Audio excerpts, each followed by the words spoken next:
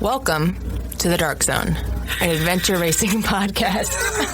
I think I was attracted to adventure racing because me and my friends were already kind of doing something similar. We were dipping our toes into all of these different activities and sports and combining them in different ways. And it just wasn't called adventure racing. I didn't even know adventure racing existed. Well, for me, the action is the juice. I'm in. I need you, brother. Please, Sensei, please. Courage, Bob. Courage. That's it. Courage. Yeah. Yes. Thank you. Hey, thank you, Sensei. Thank you, Sensei. Thank you. Say the word, Chef.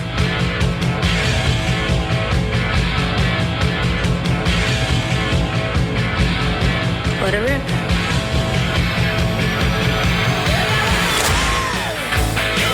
The Dark Zone is so excited for the return of one of the original Adventure Addicts races. That's right, folks. Break the Habit is back in 2026 and heading to the mountains of beautiful West Virginia. On May 30th and 31st, teams will take on to 24 to 30 hours of trekking, pack rafting, mountain biking, and elite navigation in Pocahontas County, one of the most rugged and adventurous regions in the whole state. We're talking about the heart of the Monongahela National Forest, 5 state parks, 2 state forests, 400 miles of trails, legendary mountain biking, and free-flowing rivers. It's a true playground for adventure racing. Like all Adventure Addicts events, Break the Habit is designed to let teams create their own adventure. You'll choose routes that match your ability, but make no mistake, smart strategy and top-notch navigation will determine who conquers the full course. And yes, it is both a USARA and AR World Championship qualifier. If you're looking for big terrain, real navigation, and that classic Adventure Addict spirit, Break the Habit should be on your calendar. You can find the link in the show notes or at adventureaddictsracing.com. That's right, folks. One word, adventureaddictsracing.com. Good luck, and we'll see you in West Virginia. Adventure Enablers, the leader in adventure race tracking, timing, and race directing, brings you the 2026 Shenandoah Epic Adventure Race, April 11th to the 12th. Registration is now open for the 15th year of one of the East Coast's longest-running 24-hour adventure races. Trek, bike, paddle, and navigate through Virginia's stunning Shenandoah Valley and the rugged Massanutten Mountain Range. New for 2026, multiple transitions that'll keep you moving and strategizing for the full 24 hours. Whether you're an AR veteran or hungry for your first epic challenge, this is your rite of passage. Push limits, chase sunrises, write your story in the wild. Register now at adventureenablers.com. That's one word, adventureenablers.com. Adventure racing creates moments that can't be staged, bought, or stumbled into. They have to be earned.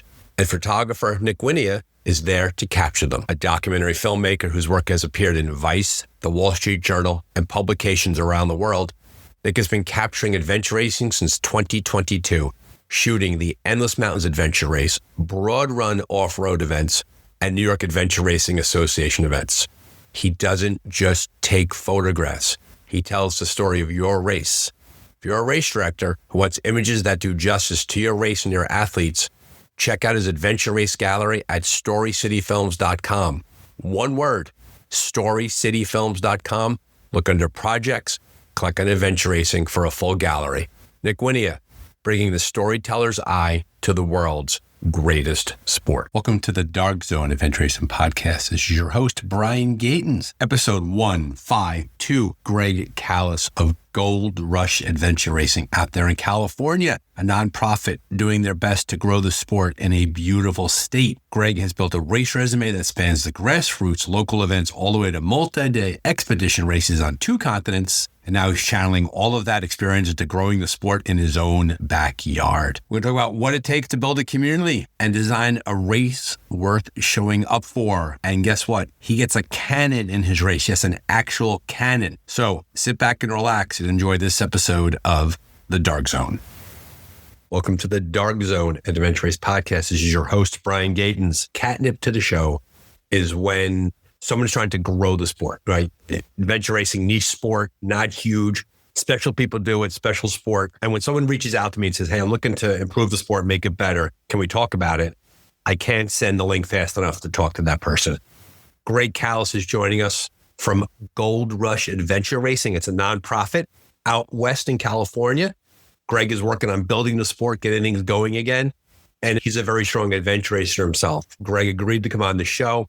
It's great to have him here. Nice long race resume. Great vibe. Greg, welcome to the Dark Zone. Delighted to have you here. Let's dive right into it. Gold Rush Adventure Racing. What are you doing? Thanks, Brian.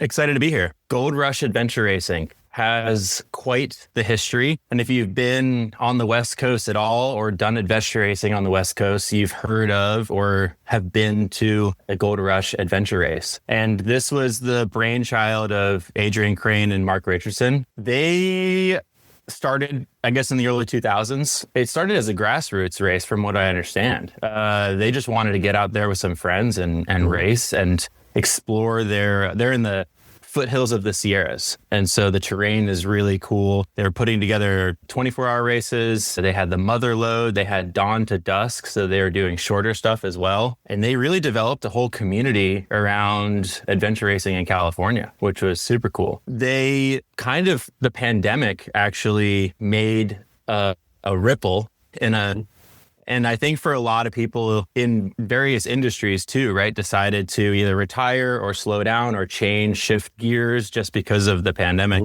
Mm-hmm. And Adrian and Mark were ready to move on from having put on a bunch of races for 20 years. So they were looking for ways to keep it going. And Tom Prue, I think he's been to, if not all of them, but a bunch of Gold Rush races, is a huge fan. He's a local Bay Area resident as well.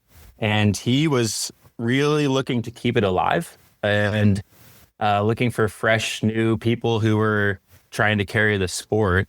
And he found me and a friend of ours, Jameson, to kind of maybe carry the torch, so to speak. So I was already at the same time trying to build the community locally. So I had hosted the Brawl Adventure Race, which we could talk about too, which is a great name, by the way. Brawl, great name for a race. It's so fun. Good one. Go ahead. Okay, so we can go down the Brawl rabbit hole because it is a really cool thing. But I had done some stuff for the community in the past already, and I was trying to do monthly training sessions that were connected to some of our local orienteering clubs, where we'd get Bay Area crew out there and doing some multi-sport. And I really wanted to put on an actual permitted race. And so they brought me on to Gold Rush. We made it into a nonprofit, and we're trying to, revive it and grow it and keep on the tradition. Well, that's the thing, right? I mean, you got a deep resume. You're wilderness first responder, you have Swiftwater certifications, ACA advanced leadership. So you're an outdoor guy, right? You've been involved in clubs, orienteering, adventure racing. And you're making that same transition that we just see time and time again. And they've been on the show, and we know them, that there are people who love the outdoors, they love adventure racing. And eventually they kind of look around and say to themselves, you know something, this has been great, but I want to dip my toe. I want to go bigger. I want to try more. And it sounds to me, and I definitely want to do a little bit of Brawl time because I want to hear about that race. It sounds like the Brawl was a bit of a testing ground, a bit of a proving ground, getting a sense out of it. And you made that transition from adventure racer to nonprofit member into director. You're trying to keep that thing alive because it's important to you, right? You enjoy it. It's part of your life. Run the tape back a little bit. Those certifications that you have, the clubs that you're involved in, you didn't just stumble into adventure racing. You have a pretty good outdoor history, it feels like to me. Can you tell us a bit about that? Yeah. I think I was attracted to adventure racing because me and my friends were already kind of doing something similar. We were dipping our toes into all of these different activities and sports and combining them in different ways. And it just wasn't called adventure racing. I didn't even know adventure racing existed. And when I found it, I was like, this is unreal. I was the same way. Yes, exactly. I was like, minute, they do this? Tell me more. Oh my gosh. I think I stopped everything in my life and just poured every ounce into figuring out what the heck it was. And the community is amazing. The people are so gracious and uplifting and inspiring. And there's people of all ages doing this sport. And I just wanted to be more a part of it. And so what you had done is you had put those skills together, right? The sea kayaking, the orienteering. You and your friends were doing it somewhat independent of yourself, and you came across the sport and you found this organizing principle, right? The teams, the teammates, the maps, all of that. And therefore you dived right into it, right? I know that your first real race with the Jackalopes, very famous name, by the way. I've seen that name before on racetrack, that you did the Mammoth, which was your 36-hour, your first real race you said that you did. And that was in 2021. How did that first real race go for you back? None of us had done an adventure race before. I kind of rallied my friends that were adventure buddies into this race. And we had a grand old time, but we started this race and we're all really strong mountain bikers. That's our main sport.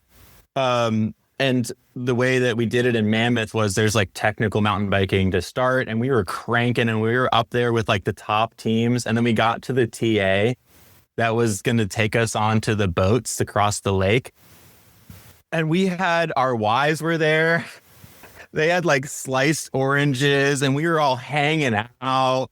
We like totally unorganized, had no idea that this was Meanwhile, like teams are running through the TA. You're standing there.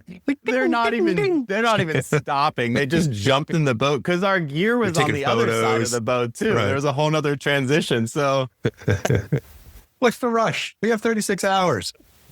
We're about to get in the boat. We go, oh, wait, we need water. Right. And then like we filled up all of our water. Meanwhile, other teams are just filtering out of the lake as they paddle across. Like, meanwhile, the race director's like looking at the watch, looking at you, looking at the watch, being like, you got to move on. Yeah. So we had a really, really good time, but we also realized that we have no idea what we're doing in transitions. I think transitions is one of those things that I've been practicing exclusively with teams because you don't always get to hang out with your team and train with your team. That's like a real nice privilege if you do have somebody or people that are all local. But when we do get together, the only thing we do is TAs. Yeah, it's an entirely separate discipline. Moving through quickly, getting your stuff, having stuff organized. The great piece of advice that is given is only touch something once. That's one thing I've heard about. That's when it's a good TA, if you're not handling things a million times. But to your point, that first race, you got a bit of a crash course in TA management. Absolutely. How did that first race go for you? What did you guys remember where you placed? I wish I knew. I don't even remember. It's 36 hours, right? It's all a blur. Was that the first? So before that race, when was the last time you stayed up through an entire evening? Drinking with friends. Right, exactly. Right. Usually that's the most common answer. But other than that, this is like the first time people have not going to bed, like going straight through. I remember there was a really big bottleneck at the rope section to rappel into the canyon. And we sat there and we had our emergency blankets, which was like the first time I've actually used an emergency blanket. Now with every race, you feel like you just use it to sleep and you use all of these gear. Everything in your backpack gets used all the time now, which is the cool thing about adventure racing. But that was the first time we had to like actually huddle up. We were cold because our sweat was, our clothes were all wet from our sweat. And we were there on top of that, waiting for that bottleneck for maybe an hour, but the stars were out. It was magical. And we were like, where are we? This is super cool. And then we rappelled into this canyon. I think we only skipped a couple of checkpoints, maybe one or two. So we almost did full course. Was it one of those races that you were looking on the phone on the way home in the car to see what the next race was going to be? Oh, yeah, definitely. Oh, I was hooked after that. And our team has survived. We keep doing races.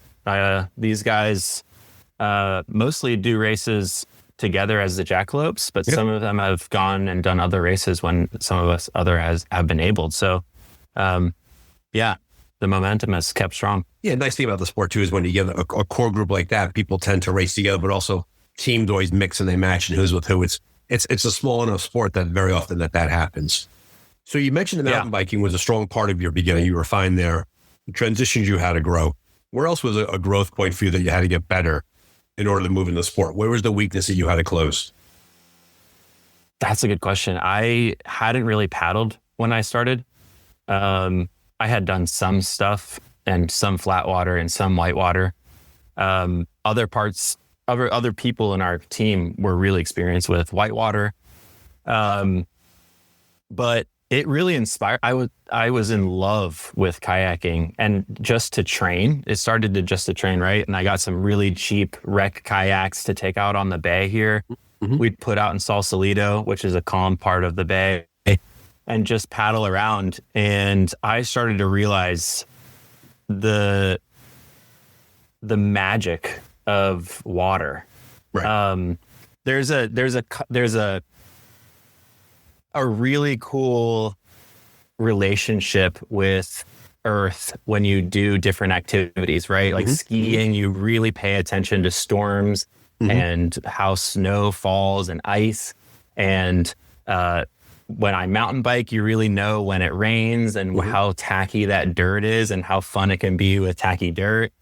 But water, especially in the bay, having a flux of so much water moving in and out of the bay, you get the tides, you get the currents, you get the wind, you get the swell when you go out in the ocean.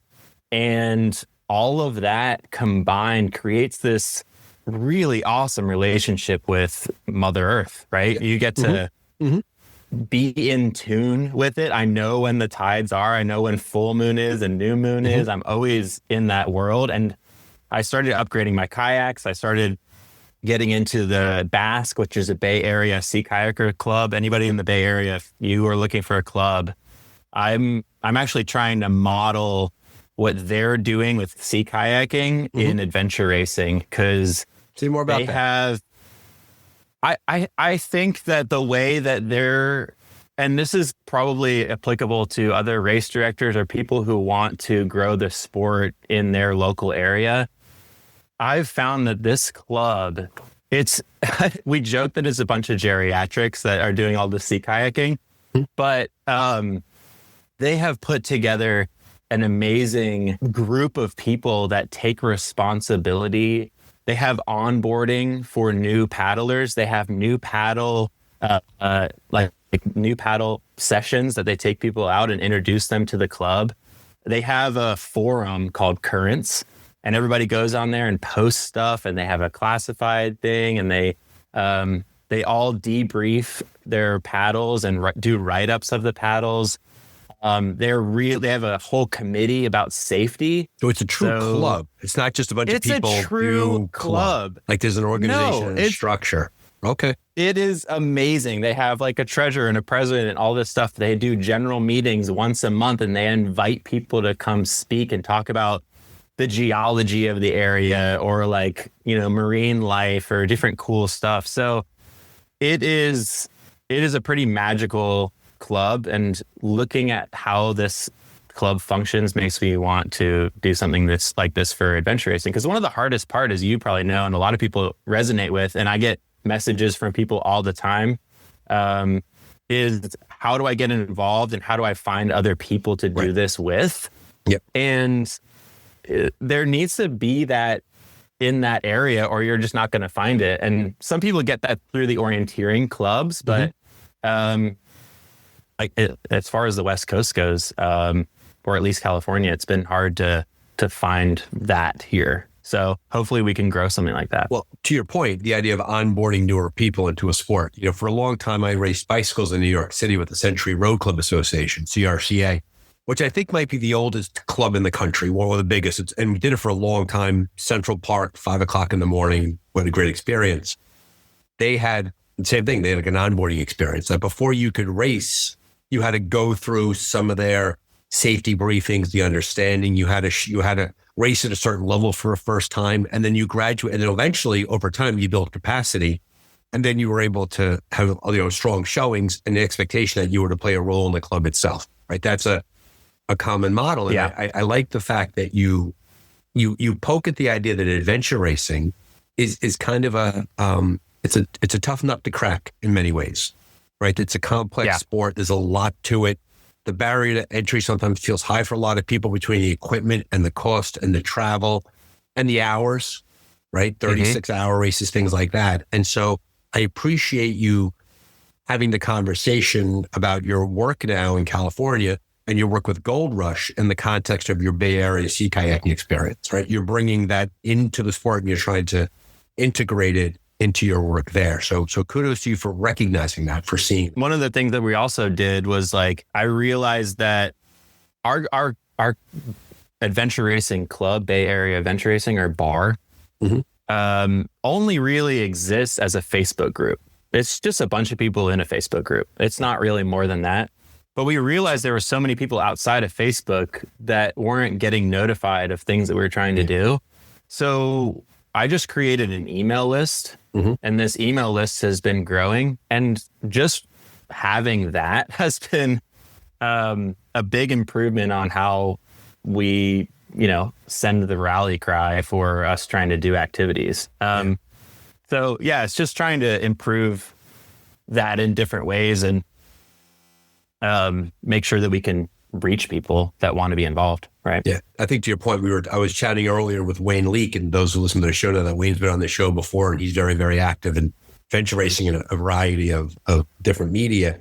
We were saying that a challenge of following adventure races is the way the algorithm is written on. We rely on social media, Facebook and Instagram, to share races out with the world, but the algorithm is not, it's not chronological in nature. So you never quite know what you're following.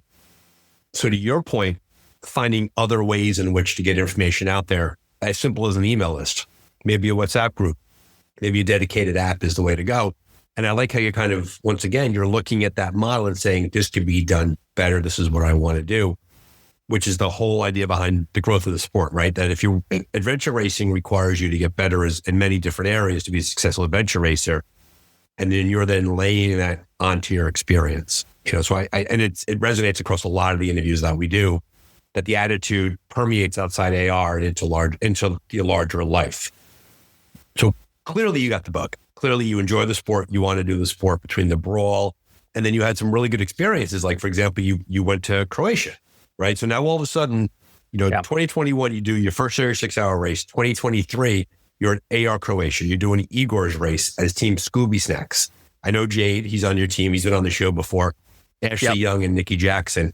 What was it like making the jump from a local area racer in the West to now all of a sudden getting your gear and yourself together and getting to a major race like AR Croatia? How did that experience go? It's a whole nother step. Luckily, we had Jade to help us because he's very experienced. But just shipping your stuff and your bike is a whole ordeal. And the hardest part of getting to the start line. We say that very exactly. often. Yeah, everybody knows that. And then the airline lost my bike or didn't ship it with me. So somebody loses a bike all the time. Luckily, I had an air tag. So anybody who's listening, put air tags in all of your luggage because I knew where my bike was, but the airline didn't. So I knew to wait in Zagreb, the capital, before going to the starting line and just wait there an extra day for my bike to arrive. But as far as the race goes, like, what a crazy experience. It rained for days on that race. Remember that race? Yeah. And we were just, I never knew rain gear was not completely rain gear. Like, everyone had rashes, but it was really cool to dig in on a multi-day adventure and keep seeing teams come and go. You get these relationships with teams as well because you kind of hang out with each other. And you really have to be flexible, and team dynamics play a bigger role when you start adding sleep and all things like that. So, that was quite a nut to crack. But after that, I thought, this is amazing. I have to keep doing this format. Right. And to your point, and this is good for the person who's newer to the sport, because, very often newer listeners, newer racers come onto the dark zone and they listen to the show and the idea of a 5-day race is completely beyond them. At that point, as they talk about, they have no connection with that. But I think the important takeaway is that when you do a race that is big, whether it be 36 hours, 24 or 5 days, if you do it right, as a result of that experience, you're a different racer. You're a different person. and you come back from that event with a brand new skill set and a brand new belief set about yourself. So based on that, after doing AR Croatia and going through that rainy race and going through Igor's really tough race, a lot of transitions, a lot of movement, what did you learn about yourself and apply to your racing? And here's why I asked that question, because you went from AR Croatia, which was a 5-day race, to Raid the Rockies a year later, where your team was 4th overall and you were the first place male. So clearly you had learned something, you had changed, you had adjusted your approach. What was the difference between Croatia in 23 and Raid the Rockies in 24? Good question. I think when I think about like a new racer, when you kind of bring that up, I haven't really thought about it that much before, but it's like, and we have a lot of people in our local area that do this on the trainings and all of our races and the brawls and stuff, is being patient with yourself and knowing whether like what you're capable of. And it's okay to just have an adventure. And it's also okay to want to race. And there's a lot of people in our community that like lean into the adventure and they just skip checkpoints and they just get through the race and they go at a pace that they want to go at. And there's something, it's like, for me, it's honestly a little bit harder because it's easier to navigate to every checkpoint. Like from a strategic standpoint, you're like, oh, I just need to go here, here, here, here, here, and do them in order. It's harder to choose which ones to go to. And it's a lot of time management. But shout out to those people. And there's a lot of, that's like kind of the spirit of this adventure racing world, is that whole part of our community that make those choices and just go on an adventure. So that's, I would say for the beginner racer, like you don't have to do every checkpoint, and it's just about keep moving for 5 days. And you could do a lot more than you think you can. And I think coming out of Croatia, I realized that there were a lot of things that we could button up, and it was just a lot around TA and sleep. And we went into the Raid the Rockies, and because that was a stage race, we were really concentrated on practicing TAs. So this is it. When we were at Croatia, we were chatting. We came in almost like last place. We chatted with the Swedish Armed Forces team at the party. Great team, so gracious, and so good. Remind me the name of the woman with the blonde hair on her team. Malin. Oh my gosh, she was so sweet. She was chatting with us for a while, and we asked her, how do you do TAs? Because we were at a TA with them and they crushed. They were in and out in no time. And she explained to us, and sorry, I'm not giving away any trade secrets or anything, but in the gist, it was that they do every action together as a team. They were going through TAs and they do every part of the TA together as a team, right? So everyone opens their bike box, everyone takes out their bikes, everyone puts them together. Then they don't all split and someone's putting on their clothes, someone's doing food. They do all of the things together. And when you're sleep deprived and you have a task list of 10 things you need to do in a TA, it's impossible to keep that together. And so that was an aha moment of, wow, there is a way to crush at TAs. So we got really good at that and we practice it. I think that was a big breakthrough for us. Huge for them. And one thing they do also is we had them on the show after World, and I had John Carlson on right at the Worlds this year. And he was saying it's a military team, right? So obviously they bring a military mindset. He was saying how, where possible, they had the same gear. So they exchange gear back and forth. Like they try to go with the same bike shoes, same type of helmet, like everything that if need be. And it's a really interesting idea that what they are is that they are literally 4 pieces of one bigger puzzle. which on its face sounds obvious because you're a team, right? But they're really a team. Like they're very, and they're just so gracious and they're a pleasure. And Malin and John and that whole gang of them are just a lovely ambassadors for the sport. But to your point, you were at Croatia. You had a heck of a race.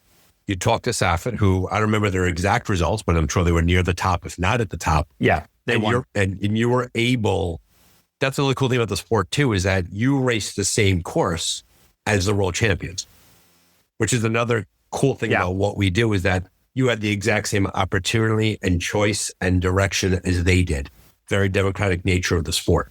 And then you apply that obviously over to your Raid the Rockies experience, where it worked out really well for you because your team did so well overall. So now, that being said, you get that through, you go through here, you go to Expedition Oregon and you Lantern Rouge a couple years in a row, right? 24 and 25.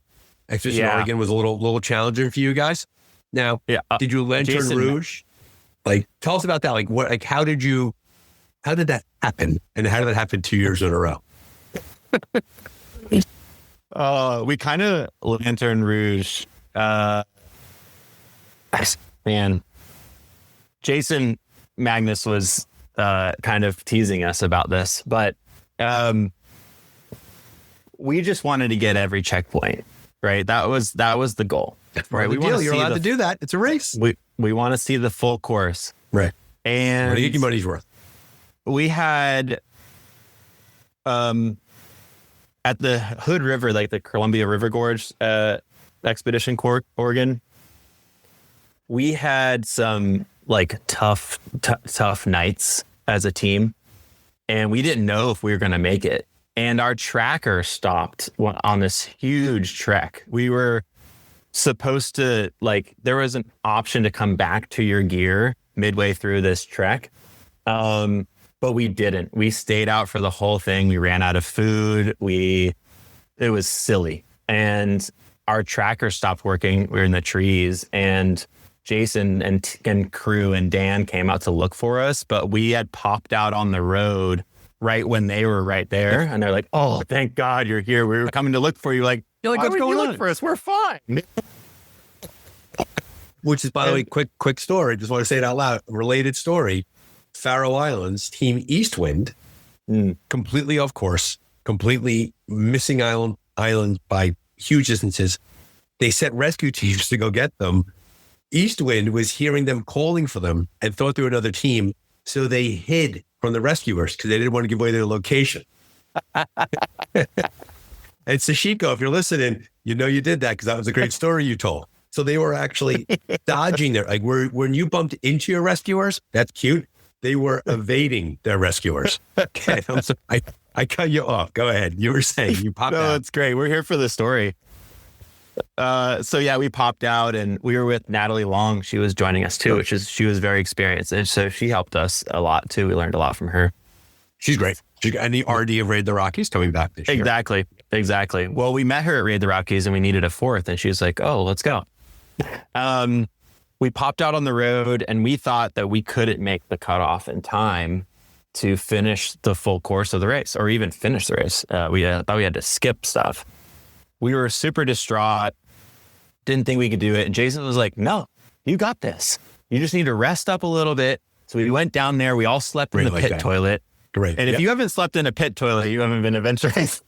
Expedition Oregon, 2024. Yes. Well, we didn't do the sleep in the pit toilet. We did the pit toilet, which was the four of us, which was the changing room, cafeteria, put on your gear room. So that's what we had because it was pouring rain, right? The pit toilet was the only dry area, right? And it got warm really quickly. But for those of you new to the sport, the glamour of adventure racing. The glamour. Yep. It's a shelter. It's open at night and it's not raining on you in the pit toilet. Safe, warm, and dry. We slept for a couple hours and then we hightailed ourselves out of there, and we actually finished this race, and we were the last ones to pull in as full course. And it was an amazing achievement. That race was gorgeous. Jason did an awesome job with that race. Beautiful race. The pictures, to this day, still, I remember those pictures 2 years ago. They were gorgeous. Such a cool area. Why he made us go into the wind down the Columbia River was beyond me, because that's Jason. masochistic. Yeah. But we bonded over that. We had to do paddle drills and scream as a team to make it through that. But we were like timing our strokes like 1, 2, 3, 4, 5, break 2, 3, 4, 5, just to keep moving. Because if you stop moving, you'd blow down wind. That's what it's called for. Yeah, So wild. So that was 2024. Then you went back to the brawl, and you did your first brawl in 2022, and then 3 years later, as a solo, you were first place overall. Yeah, I wanted to do a solo run of the brawl. It's a local grassroots race. How'd you do with the navigation, the solo nav? Was it hard? Great. I'm the nav on our team, and I love doing stuff with all of our local orienteering clubs. We're lucky to have NavX, which is also doing long form orienteering. They do 2, 4, 6, 8 hour row gains in these huge areas. NavX is brand new to me. Is that an organization? That's like an RD group. Okay. They're an organization. Yeah. And if you haven't heard of them on the West Coast, absolutely. It's like $35 to be a member each year, and they do one course a month that is virtual. You can, or it's like you have 2 months to do a virtual course. You can go visit their old courses, and you use this app called Map Run, and it virtually like pings your phone when you're on the checkpoint, and it is amazing training for any team, but also a really cool adventure. So let me mention for the listeners out there, you have NavX on the West Coast, great organization. On the East Coast, off the top of my head, we have the Hudson Valley Orienteering Club, HVOC. We have the Delaware Valley Orienteering Association, DVOA, and we have the Quantico Orienteering Club. Those are 3 clubs that are up east, and I'm sure there's other clubs out there. That's just off the top of my head. But I love how you were able to connect your orienteering experience to developing the capacity to then do well at the brawl. Because solo nav is hard because it's all by yourself. There's no one to bounce off when you're out there. Totally. Yeah, absolutely. And I don't know if you want to talk about the brawl, but I'm a big proponent of the Well, you clearly the brawl, you're a big fan of the brawl, because this also came a brawl podcast half an hour ago. So tell us about the brawl. I got to give brawl some hype. If you are on the West Coast, this is a great introduction to the sport. It's just a solid community. We've had people come down from Washington and Oregon and do it with us. But it's usually anywhere from 20 to 60 or 70 people. It just depends on the year. But we exchange I think in the early 2000s, Gordon Wright put it on. It was just a training, grassroots. No one's pulling permits. It's just a free race that we put on. Yep. Therefore, no permits are needed, right? It's a public gathering. No one's making any money off it. Yeah. And anybody can do this anywhere, which is really fun. Just throw something together, throw a course together. It's been changing hands of who race directs it, and they're just using their local training area, and they're showing everybody else a really cool adventure. So I hosted it as an RD, and got to wet my whistle on race directing. But if anybody is interested in doing a little grassroots brawl, feel free to sign up for our email list. So I'm picking a thread here. The idea that you love the brawl, right? You love first off, is brawl an acronym for something, or is it called the brawl? No, it's not. It'd be a really cool acronym. You have to make that up. Have that be a challenge for the next race. But it was like a training race, usually in February, March. It's always rainy here. It's supposed to kind of be miserable. Like a brawl. Yeah. It's like getting you ready for the season, so to speak. Yeah, and it isn't the cream puff, right? It's not the marshmallow. It's the brawl. Yeah, exactly. Okay, and so you had the brawl, and it sounds to me that between the racing, the increase in the racing, and then being involved in the brawl, all the pieces matter, and they're coming together for your role in Gold Rush. Am I sort of seeing that's how you grew into that? And I want to get to Gold Rush, and I want to get to the dawn to dusk race, 12 hour in a second. But I do want to walk you through at least one more race, because you did one of my favorite races. You did Itara, Scotland in 2024. And Paul McGreal and Dirty Adventures, and they've taken over James Thurlow, who had done that race for a long time, but Lisa, and now it's in the hands of Paul. Done the race twice. Love the race, love the area.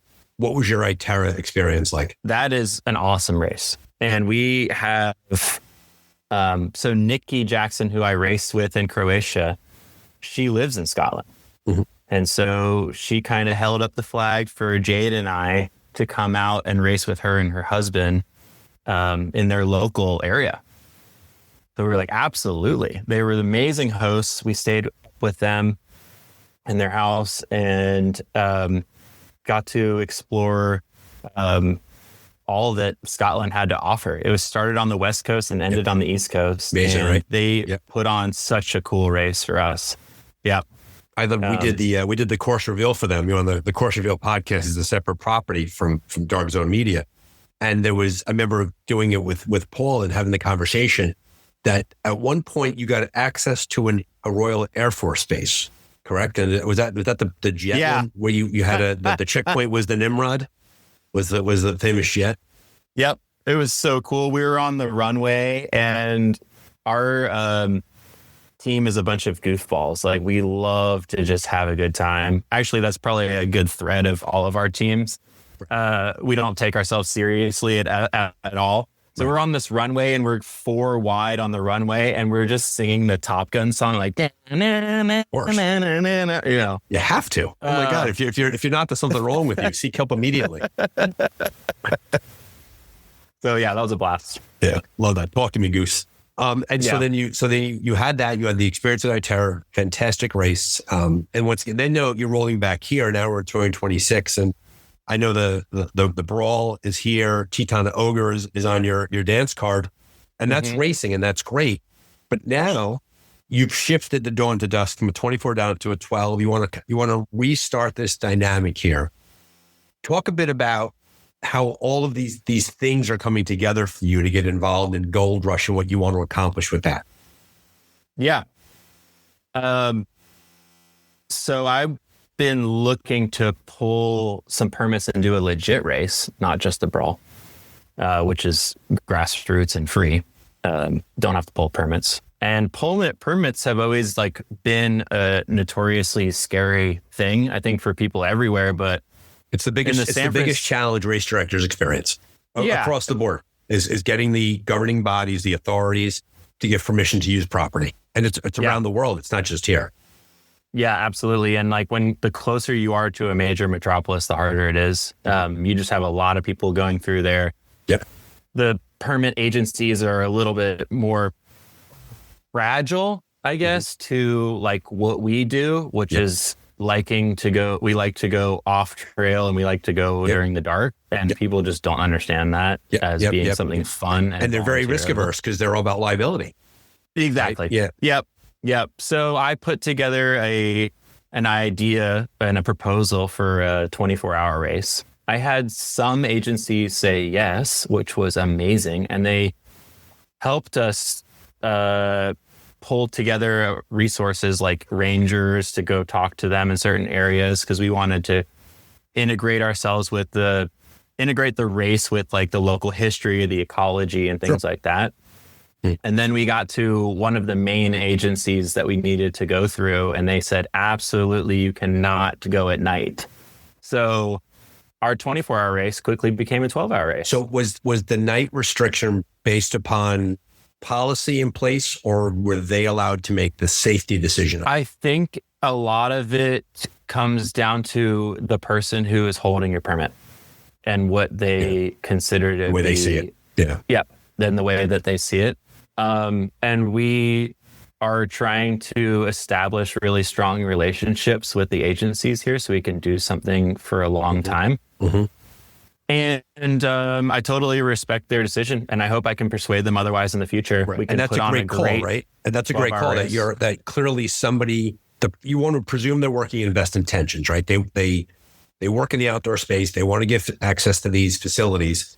And so when they make that decision, you have to trust them, right? They're acting in the best interest of everybody. So good on them for doing that. And to your point, by preserving the relationship, and we've seen this time and time again, that very often a newer race director will take what they will get and they will build the course around that. And when they go back a year later for a second set of permits for a different event, and hopefully they're dealing with the same permitting person and body, it's a different relationship because you've proven yourself over the course of that year. You were a good steward of the land. You didn't make a mess, like all of those things. And so your 24-hour race, as a result, became a 12-hour race. And you were like, we're okay with that. We're happy to go. Am I understanding you correctly? Totally. That's the way. The world revolves around relationships. So if we could make that a good one and prove to them we can do a good job. They haven't seen a race like this before. They don't know what it's like. It's a big undertaking and there's a lot of logistics to it. So if they can see that we do a good job, hopefully they help us make a permit exception to use their property at night. And I'm big into experience design. I do a lot of that with work. And I'm trying to make this race exceptional in a lot of ways. And maybe that 24-hour, there was ideas that we would maybe even camp as a whole group overnight in this area. And that's very stock billion. Rootstock Racing does that with the stock. Yeah. Yeah. So we were trying to figure out ideas to maybe keep it be a 24, but with the kind of with the stage race feel. You're not traveling overnight. You would create, let me say it, you would create a dark zone. Thank you very much. Yeah. A dark zone for this. You'd bring everybody in and say, listen, we're shutting it down out of respect for the permit. And then we're going to reawaken at 5 o'clock in the morning. But you chose not to do that. You chose to say to yourself, like, this is where we are. I'll just say that, I was telling friends and family about the 24-hour race as I was going through the process. And I think a lot of people were just scared of the fact of or they were like, wow, okay, 24 hours, that's big. And they didn't show an interest in participating. But when I flipped it to 12-hour race, it's just there were a lot more hours. Yeah, I had only half a day. Friends that were in run. You're fine. Totally. They were in run clubs or biking friends. It's like a 5K, just longer. You'll do fine. Exactly. You'll be fine. Sign here. You'll have a great time. Yeah, there was a lot more interest. So that excites me to be able to bring people into the sport that haven't done anything like this before. You mentioned before that a large part of your professional work is experience design, right? Giving people in exchange for time, in exchange for money, in exchange for attention, people deserve to get something as a result of it. So as a first time RD, right? And, I know you did the brawl, right? But as a first time RD with a working off a bigger plate with bigger things to do, what are some principles in experience design that are agnostic to any experience that you're applying to the adventure racing experience? Minimizing logistics and risks. Friction. Okay. And friction. We have the start and finish in the same area. We're not moving people's bikes. There's no big transportation of gear stuff happening. Okay. The paddle is going to be on the bay and the tides are timed in a certain way. And we're going to do it at the beginning of the race so that everyone's together and they're safe. But then there's trying to think about what is our intention of this race. What are we doing? And this is kind of with the person pulling the permits for GGNRA, which is the Golden Gate Headlands, right above Golden Gate Bridge. Mm-hmm. That's where we're going to be. When I changed the race title from Adventure Race to Adventure Challenge and told her that we are trying to be inclusive and we're not going to be speeding our bikes through her land, she loved it. She was all about it. And it made me really think about what is our intention here? And I'm leaning more into the adventure than the race. Gotcha. And what are these checkpoints? What are these experiences that these people are going to have? And I'm really not afraid to give away much about the race. I know a lot of races don't like to tell where we're going, but we're going to be based in Sausalito, which is this beautiful town. Oh my goodness. Just north of the Golden Gate Bridge. It looks like you're in Europe. Yeah, it's an amazing place. We're going to paddle across to Angel Island, and it's this gorgeous island right next to Alcatraz. And you overlook the city, and then north you overlook the headlands. one of this, like, I want to surprise and delight. One of the things that I did with the ranger there at Angel Island is they have a over 100-year-old military base there, and they fire off a cannon. There's no cannonball in it, but they fire off a cannon. So that's going to be one of our checkpoints, is being able to fire the cannon on Angel Island, which is super cool. That's very cool. There's little things like that we're trying to do. I don't want a checkpoint to just be a punch card. I want it to be an experience. We're even looking at how to have webcams out on the course. I hope we can be able to do this, but like sponsored webcams where like family can like watch their like loved ones go by these webcams and they can say a little hello or whatever. Well, there's been, believe it or not, there's actually, in race directors I've chatted with have kicked that around, of having something on the course and building that in. A lot of races, you did this back when you did the national championship, that like the 5-minute media timeouts. There's been race directors that have kicked around having a webcam in a mandatory checkpoint and requiring the team to give an in-race update to that camera while at that checkpoint. That's their 5-minute media, which would then be rolled into the larger media experience, right? So you're on the right track with things like that. I've always said that some checkpoints should have like the trail cams that have to capture bears and deer. Exactly. As the racers go by, you snap their photo. That, by the way, would be the greatest thing ever. But I really appreciate the fact that you're bringing these thoughts and these ideas into the race. And on top of that, you adjusted the race to meet the needs of the permitting authority, right? You didn't fight City Hall, right? You didn't, you're taking what you've been given, and you're building an experience around the cannon blasts on the Angel Island and all of that. Yeah, absolutely. And I think the growth of this could be exponential because California is an amazing place to be able to host these things. I mean, there's so much opportunity and beauty and places to go and changes in ecosystem. There's a lot there. Totally. And it could easily be a 24-hour if we want to point to point, or it can be a 5-day expedition race from the same area if we wanted to. Enough of that. Yeah, absolutely. So, and then we're going to hop over to the headlands, and you're going to get to see the coast. You're going to get to see the rugged coast of California. You're going to get to see the Golden Gate Bridge. You're going to get views of the city. There's a lot of places to stay. It's easy to tack this on as a vacation.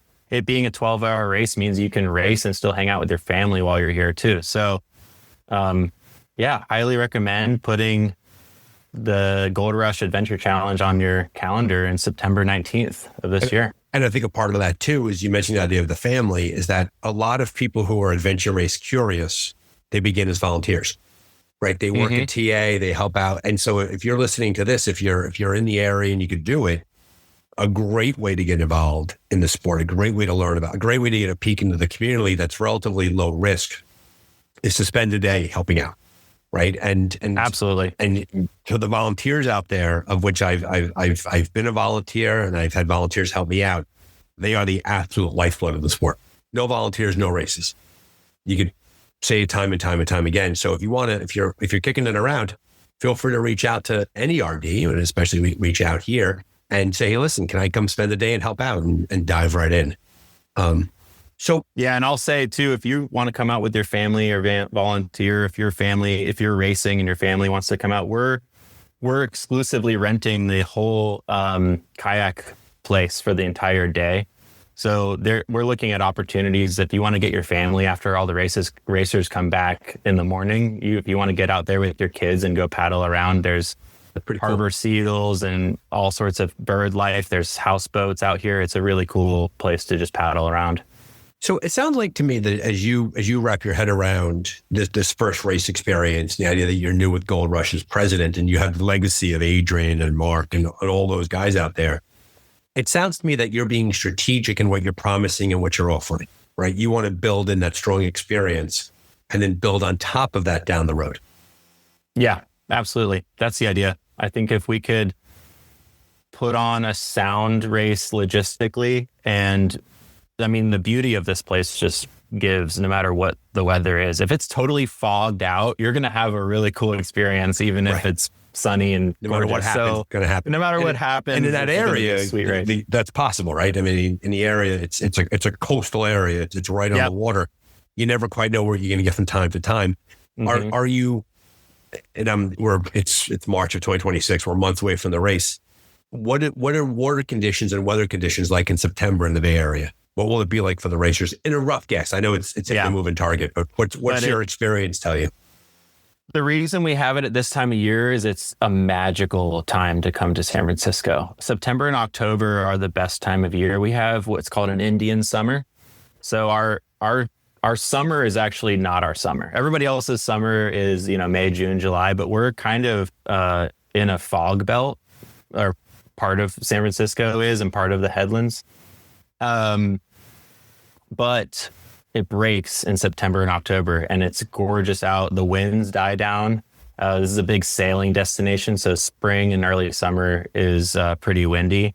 So a lot of the date was based on weather, hopefully no wind, and the moon and the tides. So assisting all of the paddlers on an easy journey to Angel Island. We'll play in their favor.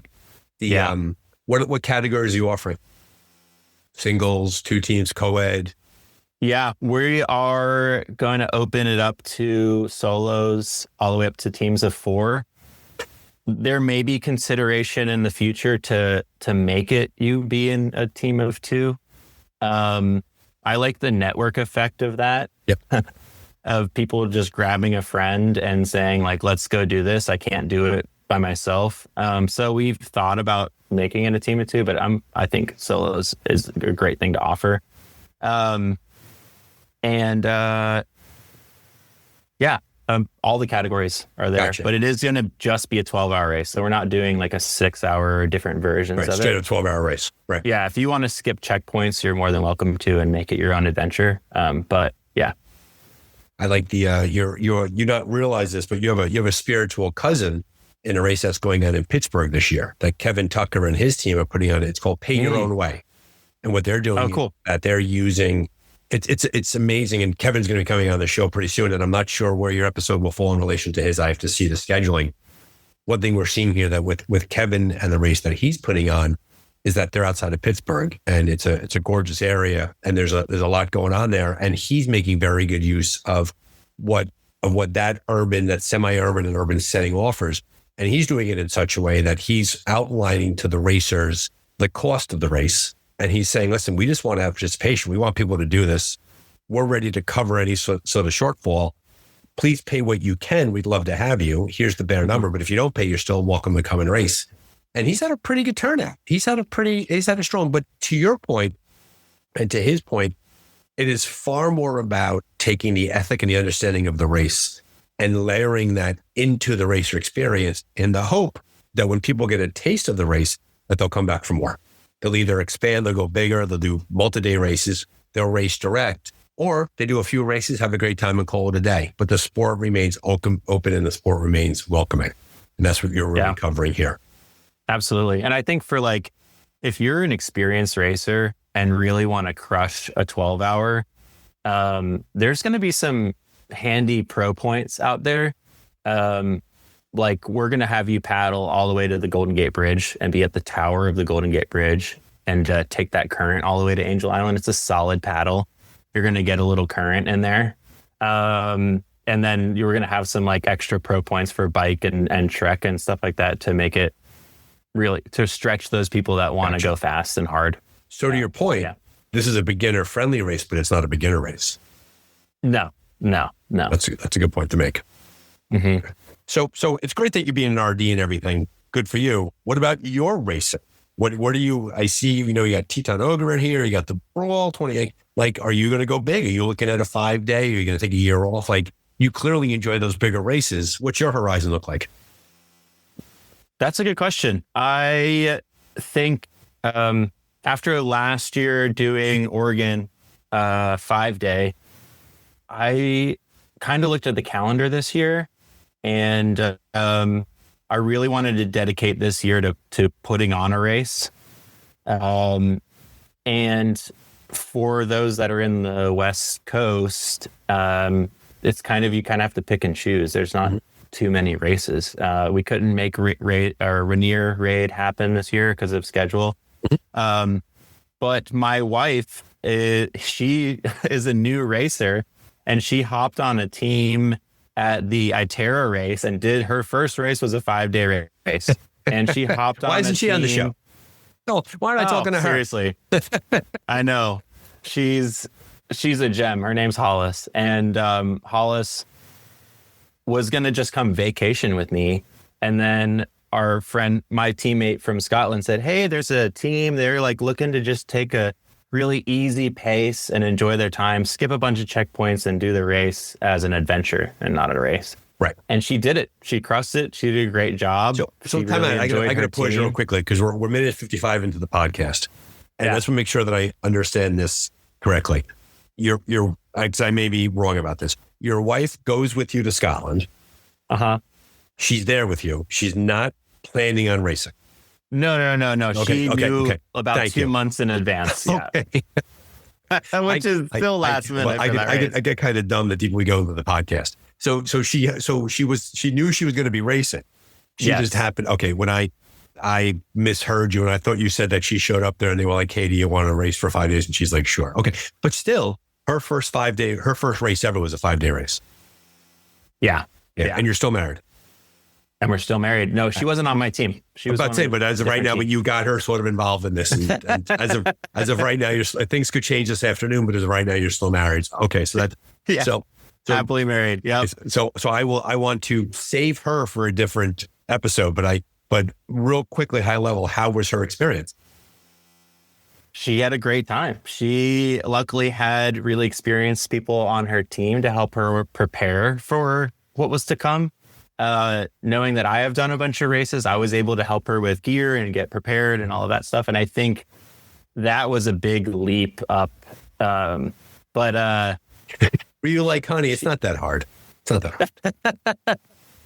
I mean, there's a seriousness to how you want to be able to train, like I said, you got to make sure you do a nice 7 to 8 hour ride. You got to spend time on that bike. You have to go in the woods for a day and a half and walk around a lot. Yeah. Get some miles in and just mostly time, right? Yeah. Just time in the saddle and things like that. So she did a great job training, got her gear together, but it is a TA thing. Her teammate was joking with her that she was faffing about, around, right? Yeah. She was, There's a friend of the podcast, Shelley Johansson, who was one of the first guests we ever had on, who was my teammate in Faroe Island, was going to strangle me to death because I would not stop chatting in the TA. She was going to murder me. And she was right about that. I'm not going to, I've since learned not to do that. But the faffing around is you want to see people. Well, I think there's a psychological thing. You're out there with your friends and you're racing for all this, but you get into humanity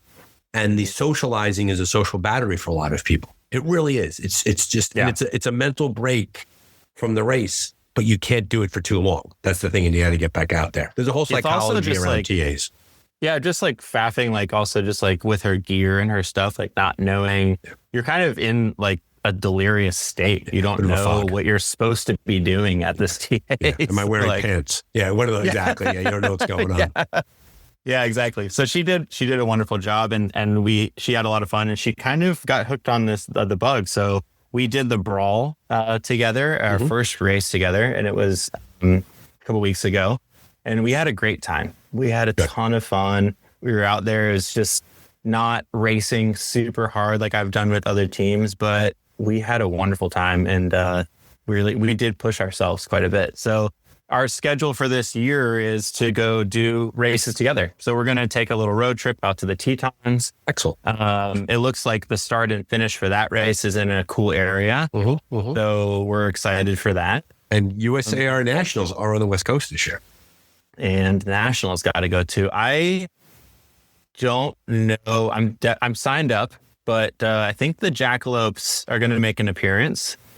One of our teammates is having a kid this year, so we'll see if we can wrench him away from the family for. Just don't tell the family. Just pick them up and leave with them. They like that.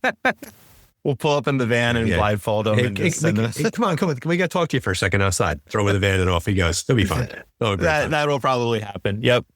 So the Jackalopes will be making an appearance at Nationals this year.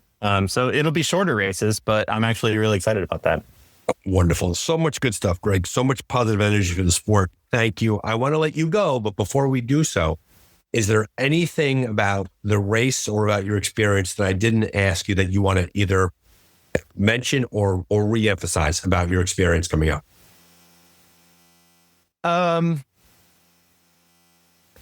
Just that I just want to put it out there again that I'm here to try and support anybody on the West Coast that wants to be involved with this sport in any way possible. So I do have a Gold Rush Adventure Racing. Go on our website. So hop on there if you want to do the race. But also, if you have any questions, just reach out to us. Join our email list. We're going to be really involved with the community this year. So if you're starting out, we're looking at better ways to bring on new racers, to onboard people and kind of start a club atmosphere here. So if you're curious or have done a little bit of our training weekends but want to get a little more serious, we're here to help. And there you have it, folks. Another episode of the Dark Zone, a Adventure Racing podcast. Thanks for being here. Thanks to Greg for coming on to the show. Wonderful to hear about what he's doing out west in California, the Golden State, a state worthy of our time and attention. So good luck to everybody out there in California. And thank you for joining us, listeners. Thanks for spending time with us during today's episode. As we all know, this show exists because you keep showing up, and we don't take that lightly. As I always say, and never forget this, you keep racing, we'll keep talking. Be safe out there.